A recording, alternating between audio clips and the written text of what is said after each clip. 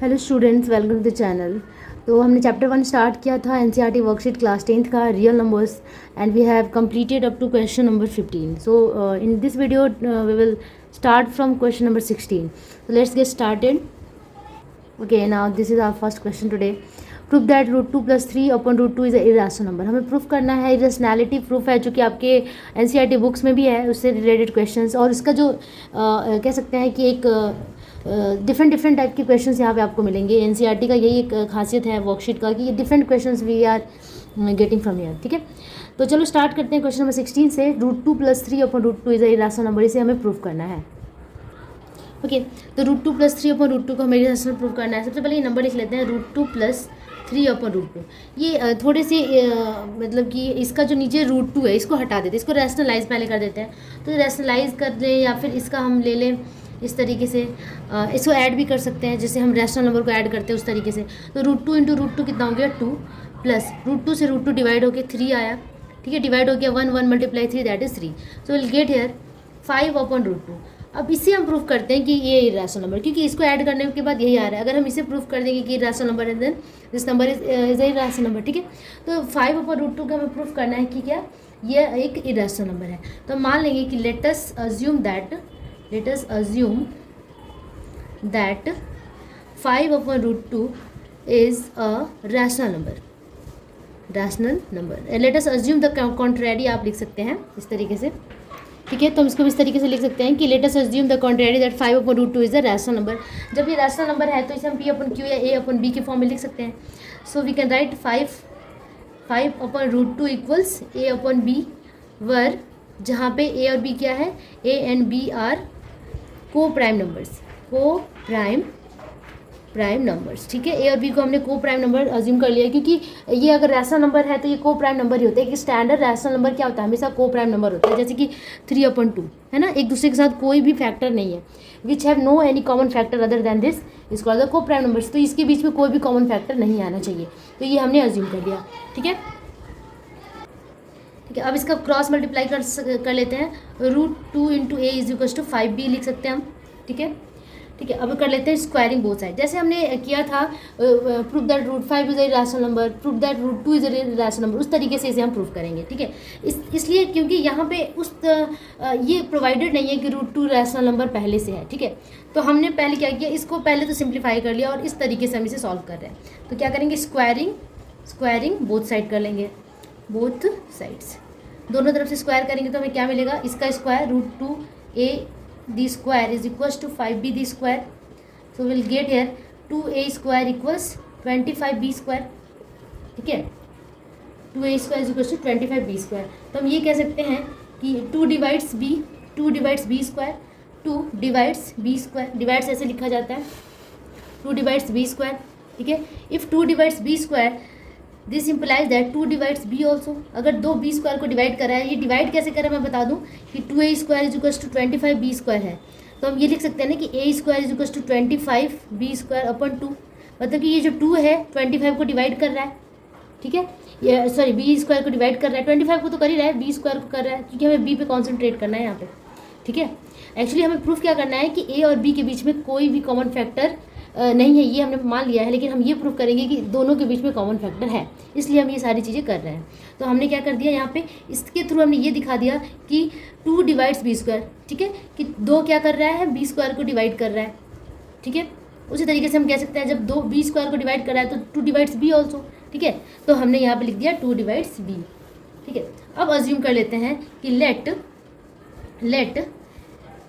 b equals to c। हमने assume कर लिया कि b इक्वल्स टू c है। ठीक है, अच्छा इसे हम इक्वेशन नंबर 1 मान लेते हैं। So we have assume here b equals to c for some integer c। ठीक है, अब मैं इधर आती हूँ, यहाँ के बाद हम यहाँ चलेंगे। ठीक है, क्योंकि जगह की कमी है थोड़ी सी। तो अब हम 1 में इसको पुट करते हैं, फ्रॉम 1 हमें क्या मिलेगा कि b की जगह हमने 2c पुट कर देना है। 2a square is equals to 25, b की जगह हमने क्या पुट कर देना है 2c। ठीक है, 2c को जैसे ही हम पुट करते हैं इसका स्क्वायर हो जाता है, क्योंकि b, तो हम यहाँ से ये निकालेंगे कि a square is equals to 25 तो हो गया, ये 2 का स्क्वायर 4 हो जाएगा। ठीक है, तो ये हो गया 4c स्क्वायर डिवाइडेड 2 अगर मैं इसको 2 से कट कर दूँ, है ना, तो डिवाइडेड 2 अगर मैं कर दूँ तो ये 2 कट जाएगा, 25 इंटू ये आ जाएगा 2c² a² इक्वल्स टू। तो देखो आप देख सकते हैं कि ये जो 2 है अगर मैं इधर लेकर आऊँ इसके डिवीज़न में लेकर जाऊँ, या फिर मैं इसको पलट के लिख देती हूँ कि 25 into 2c² is equals to a²। तो हम ये कह सकते हैं कि 2 डिवाइड्स a²। अब ध्यान दीजिए, अगर 2 को मैं इधर लेकर जाऊँ डिवाइड में जाएगा तो हम लिख सकते हैं कि 2 डिवाइड्स a²।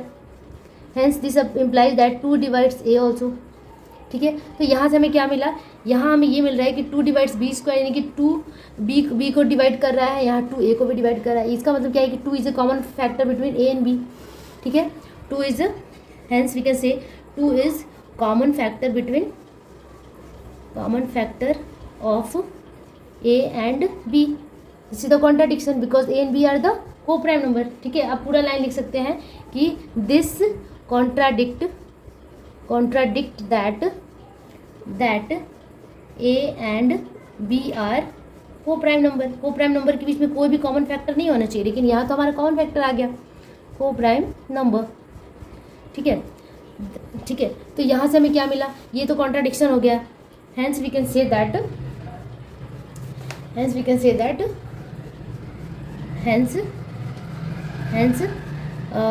क्या कह सकते हैं कि 5/√2 इज इरेशनल नंबर। पहले हमें क्या माना था, रैशनल नंबर माना था, लेकिन यहाँ कॉन्ट्राडिक्शन आ गया कि ये हो ही नहीं सकता, तो इसका मतलब ये इरेशनल है। ठीक है, और दिस कंप्लीट्स द प्रूफ। ठीक है, तो ये हमने यहाँ पे प्रूफ कर दिया कि ये क्या है, एक इरेशनल नंबर है। एक बार और मैं आंसर को आपको ऊपर से नीचे तक शो कर दूँ ताकि जो भी कन्फ्यूजन हो यहाँ से क्लियर हो जाए। Okay, let's move to the next question. Okay, तो नेक्स्ट क्वेश्चन करते हैं। Find the largest number which divides 398, 436, 542 leaving the remainder 7, 11 and 15 respectively. तो वो लार्जेस्ट नंबर हमें बताना है। ठीक है, which divides this 3 numbers and उसको जो तीनों नंबर को डिवाइड कर दे और रिमाइंडर इतना दे। ठीक है, तो वो लार्जर नंबर कौन सा होगा ये हमें फाइंड करना है। ठीक है, तो ऐसे क्वेश्चन में क्या करना है, जब रिमाइंडर बचता है, ठीक है, तो रिमाइंडर बचने का क्या मतलब है, अगर मैं 2 से ठीक है, मैं डिवाइड करूँ 21 को, है ना, 2 से डिवाइड करूँ 21 को, तो 2 1 2। ठीक है, ये 1 क्या बच गया, रिमाइंडर बच गया। अगर इस 21 में से इस 1 को माइनस कर दिया जाए, 21 में से 21 माइनस अगर मैं 1 कर दूँ तो 20 आ गया। अब 22 से इजीली डिविजिबल है। ठीक है, इसका मतलब ये है कि अगर रिमाइंडर जो बचे उसे हम माइनस कर दें तो वो नंबर एग्जैक्टली डिविजिबल होगा वो गिवन नंबर से, है ना। तो हमें यहाँ करना क्या है, हमें यहाँ पे लिविंग रिमाइंडर्स, ठीक है, हमें वो नंबर निकालना है जो इन तीनों को डिवाइड कर रहा है और ये रिमाइंडर आ रहा है। ठीक है, तो हम क्या करेंगे, रिस्पेक्टिवली दिया हुआ है, मतलब इसका रिमाइंडर ये है, इसका रिमाइंडर 11 है और इसका रिमाइंडर 15 है। तो इनको हम अगर माइनस कर देंगे तो ये नंबर जो होगा, जो रिक्वायर्ड नंबर जो नंबर आएगा वो एग्जैक्टली डिविजिबल होगा दैट नंबर से, वो लार्जेस्ट नंबर से एग्जैक्टली डिविजिबल होगा।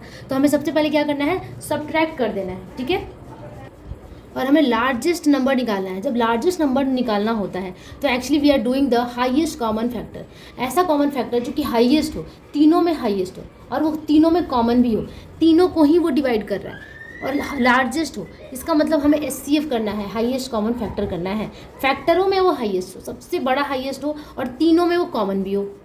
ठीक है, तो ऐसा हमें नंबर निकालना है। तो सबसे पहले हम क्या करेंगे, ठीक है, इसको माइनस करेंगे। ठीक है, रिक्वायर्ड पॉजिटिव लिख सकते हैं कि required positive integers, required positive integer is a factor of जो भी पॉजिटिव इंटीजर होगा वो किसका फैक्टर होगा, 398 माइनस 7 का। ठीक है, 398 माइनस 7 दैट इज 391 का फैक्टर होगा। Similarly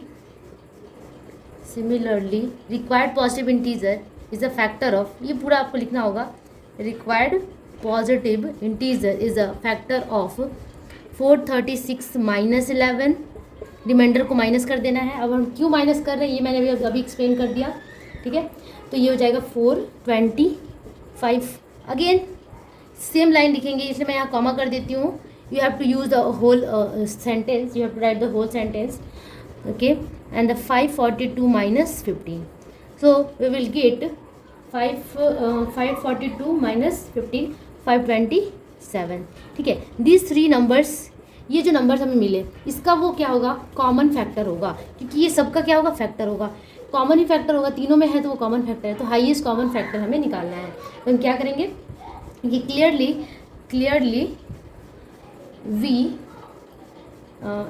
the required number, we can say clearly the required number is HCF of these 391 425 and 527। अब इसका हमें HCF निकालना है, ठीक है। तो सबका प्राइम फैक्टराइजेशन करते हैं, ठीक है। तो सबसे पहले करते हैं 391 का प्राइम फैक्टराइजेशन कर लेते हैं। 391 तो ये सिर्फ कटेगा 17 से 23 टाइम्स में, आप लोग डिवाइड करके देख लेना। नेक्स्ट नंबर इज़ 425 किससे कटेगा, 25 हो जाएगा, 5 से हो रहा है, तो 5 इंटू 5 इंटू 17 हो रहा था, ठीक है। अगेन 5 इंटू 5 इंटू 7, यस 527 कर लेंगे। 527 ये हो जाएगा 17 इंटू 31, यस, ठीक है। इसको हम लिख सकते हैं 5 का स्क्वायर इंटू 17, ठीक है। अब आप देख सकते हो कि इसमें कॉमन कौन सा है, तीनों में ही कॉमन 17 आ रहा है और कुछ भी कॉमन नहीं है, तो हाईएस्ट कॉमन भी वही होगा, ठीक है। तो हम लिख देंगे कि HCF द रिक्वायर्ड नंबर लिख देते हैं direct, required number that is HCF is equals to 17 and this is the answer, ठीक है। तो इस तरीके से हमें ये क्वेश्चन करना था, बहुत इंटरेस्टिंग और बहुत इंपॉर्टेंट क्वेश्चन है। तो चलो मूव करते हैं नेक्स्ट क्वेश्चन पे। ओके तो नेक्स्ट क्वेश्चन जो 18 नंबर क्वेश्चन है वो असर्शन और रीजनिंग पे बेस्ड है, ठीक है। तो स्टेटमेंट 1 स्टेटमेंट 2 इस तरीके से लिखा हुआ है। पहला स्टेटमेंट देखते हैं क्या, √11 is a irrational number. If पहला स्टेटमेंट क्या है, √11 इरेशनल नंबर है, ऑब्वियसली इट इज ये है, तो ये स्टेटमेंट बिल्कुल करेक्ट है। दूसरा, if P is a prime number then √P is a irrational number. अगर P प्राइम है तो √P भी इरेशनल होता है, ये सही है। तो दोनों ही स्टेटमेंट सही हैं। तो हम कौन सा इसमें से चूज़ कर सकते हैं, statement 1 is true, statement 2 is true, statement 2 is a correct explanation of statement 1, ठीक है। तो ऑप्शन नंबर ए होगा, ठीक है, क्योंकि 2 नहीं हो सकता, यहाँ पे इज़ नॉट करेक्ट दिया हुआ है और ये ट्रू फॉल्स दिया हुआ है, ठीक है। तो यहाँ पे आंसर क्या होगा, statement A is the correct option, ठीक है, ए होगा। दूसरा देखते हैं, if HCF of A and B is 4 and AB is equal to 96 into 404 then LCM of AB is this, ठीक है। अब दिया हुआ पहला स्टेटमेंट, ये मैंने करके देखा था कि A और B का जो HCF है वो 4 है और A into B that is 96 into 404 है, तो A भी यहाँ दे दिया है। और हमें पता है क्या कि this is equal to A into B, मतलब कि जो नंबर है वो उसका मल्टीप्लिकेशन इक्वल होता है HCF इंटू LCM के। HCF है 4 और LCM है इतना, ठीक है। अब दोनों को हमने मल्टीप्लाई किया, हम और देखेंगे कि क्या ये इक्वल आ रहा है कि नहीं, तो ये स्टेटमेंट बिल्कुल सही होगा, है ना, ठीक है। तो HCF कितना है हमारे पास, ये दिख रहा है, HCF कितना है, HCF है HCF is given 4 and LCM कितना गिवन है, LCM है 9696। अब HCF इंटू LCM करके देखते हैं कि कितना आ रहा है, ठीक है। दोनों को मल्टीप्लाई कर देते हैं, 4 इंटू 9696 करते हैं, कितना आ रहा है, ठीक है। तो हमने HCF 4 था, LCM इतना था और LCM इंटू HCF किया हमने तो 38784 आया। और अब करते हैं हम दोनों का मल्टीप्लिकेशन, मतलब कि दो संख्याओं को अगर मल्टीप्लाई कर दे, multiplication of 2 number is equal to the LCM into HCF। तो दोनों नंबर दिया हुआ है AB कितना दिया हुआ है 96 इंटू 404, इसको भी मल्टीप्लाई करके देखते हैं क्या ये इसके बराबर आ रहा है कि नहीं, ठीक है। तो मल्टीप्लाई करने के बाद देखो इस तरीके से आ रहा है 41784, तो ये जो स्टेटमेंट है ये बिल्कुल रॉन्ग है, ठीक है, क्योंकि HCF दोनों का मल्टीप्लिकेशन HCF इंटू LCM होना चाहिए, जो कि नहीं आ रहा है, तो ये पहला स्टेटमेंट रॉन्ग है। दूसरा स्टेटमेंट है कि LCM of 2 numbers is equal to HCF into AB। तो जब हम करते हैं क्या कि HCF into LCM is equal to the multiplication of 2 numbers A into B, लेकिन यहाँ पर क्या दिया हुआ है कि HCF इंटू AB दिया हुआ है। जब भी अगर हम LCM निकालते हैं तो LCM इज इक्वल टू क्या हो जाएगा, LCM अगर हमें निकालना है तो LCM is equal to AB by HCF होगा, ठीक है, तबकि यहाँ पे मल्टीप्लाई के फॉर्म में दिया हुआ है, तो दोनों ही स्टेटमेंट यहाँ पे क्या है, रॉन्ग है। तो आंसर क्या हो जाएगा, बोथ स्टेटमेंट्स आर रॉन्ग, ठीक है। लेकिन यहाँ पे ऐसा कोई ऑप्शन नहीं है, तो मुझे ये इस क्वेश्चन में थोड़ा सा अजीब सा डाउट लग रहा है कि कोई भी ऑप्शन नहीं दिया है कि बोथ स्टेटमेंट्स आर रॉन्ग, ठीक है। तो इसका आंसर हमने यही है कि दोनों स्टेटमेंट रॉन्ग है, आप कुछ भी कर सकते हैं, ठीक है। इसमें कोई ऑप्शन दिया ही नहीं है, एक एक्स्ट्रा ऑप्शन देना चाहिए, ऑप्शन नंबर ई, जो कि यहाँ पे गिवन नहीं है। ओके, नेक्स्ट क्वेश्चन देखते हैं। Mira is very health conscious and avoids fast food, cakes, ice creams, etc. On her birthday, she decided to serve fruits to her friends. Fruits देना चाह रही है अपने बर्थडे पे. She has 60 bananas and 36 apples, which are to be distributed equally among all. उसके पास 60 बनाना है और 36 apples हैं, ठीक है। How many maximum guest Meera can divide, तो हमें करना है मैक्सिमम गेस्ट, मतलब कि मैक्सिमम जब भी निकालते हैं हम क्या करते हैं, एचसीएफ करते हैं। तो एचसीएफ कर लेंगे 60 और 36 का, विच विल बी 12, तो 12 will be the correct option. यहाँ देखते हैं, how many apples will each guest get, तो सब गेस्ट को कितने कितने एप्पल मिलेंगे, ठीक है। तो एप्पल कितना था, 36 था, और टोटल मेंबर कितने थे, 12 थे। तो 12 से 36 को डिवाइड कर देंगे, क्योंकि इक्वली मिलना है सबको। तो 12 3 ज़ा 36, तो सबको कितना कितना मिलेगा, 3 एप्पल मिलेगा, ठीक है। तो option number 1 will be the correct. फिर देखते हैं C number, how many bananas will each guest get, कितने बनाना मिलेगा हर एक गेस्ट को, ठीक है। तो टोटल नंबर ऑफ बनाना 60 था, और टोटल गेस्ट कितने थे, 12 थे, 12 थे। तो 12 से डिवाइड कर देंगे किसको, 60 को, तो 5 टाइम्स में कट जाता है, यानी कि 5 बनाना सबको मिलेगा। तो option number 4 will be the correct option. अब आते हैं डी पर, if Meera also decide to distribute 42 mangoes, then how many guest she can invite, अगर 42 मैंगोज भी उसको बांटना है तो कितने मैक्सिमम गेस्ट को वो बुला सकती है। मतलब अब हमें क्या करना है कि हमें अब फिर से एचसीएफ करना होगा 60, 36 एंड 42 का, तो इन तीनों का एचसीएफ करेंगे, ठीक है। तो आंसर आएगा आपका 6, आप करके देख लेना, HCF of 60, 36 and 42, answer will be second one. Okay, अब देखते हैं last question, how many total fruits will each guest get, अब टोटल फ्रूट एक गेस्ट को कितना मिलेगा। तो टोटल जो गेस्ट थे अब कितने हो गए हैं, पहले कितने थे, पहले थे 12 गेस्ट थे, ठीक है। अब जो टोटल है, ठीक है, how many maximum guest she can invite, तो अब तो उसने 6 को इन्वाइट किया है, ठीक है। तो अब हमने क्योंकि 42 मैंगोज़ के साथ अब 6 ही गेस्ट बुलाए हैं उसने, तो टोटल फ्रूट हर एक गेस्ट को कितना मिलेगा, 6 टोटल गेस्ट हैं, ठीक है। तो 6 से हम क्या करेंगे, फ्रूट्स को डिवाइड कर देंगे। तो 60 बनाना था, ठीक है, एप्पल कितना था, 36 था, और आपके लास्ट में 42 क्या था, मैंगोज था, 42 मैंगोज था, ठीक है। तो एक गेस्ट, टोटल 6 गेस्ट हैं, ठीक है, और एक गेस्ट को कितना मिलेगा, तो 6 से डिवाइड कर देंगे। तो यहाँ पे इसको 10 बनाना मिलेगा, 6 एप्पल मिलेगा एक गेस्ट को, ईच एक गेस्ट को कितना मिलेगा, 10 बनाना, 6 एप्पल, और 6 से इसको डिवाइड कर देंगे तो 7 मैंगो मिलेगा, यानी कि तीनों को ऐड कर लेंगे, ठीक है। तो हर एक को मतलब कि ईच को कितना मिल रहा है, 10 + 6 + 7 दैट इज़ 23 फ्रूट्स, ठीक है।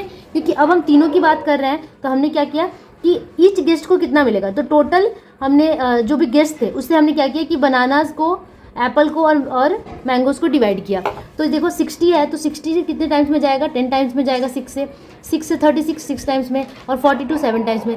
तीनों ही फ्रूट्स को हमने ऐड किया, 23 आया। टोटल फ्रूट्स पूछा जा रहा है, एक गेस्ट को कितना मिलेगा, तो एक गेस्ट का कितना मिलेगा, 23 फ्रूट्स मिलेंगे, and 23 will be the correct option, ठीक है।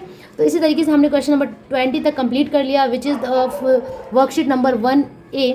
और ठीक है, नेक्स्ट वीडियो में हम आगे के जो सेकंड वर्कशीट है रियल नंबर्स का 1B, उस पर मूव करेंगे।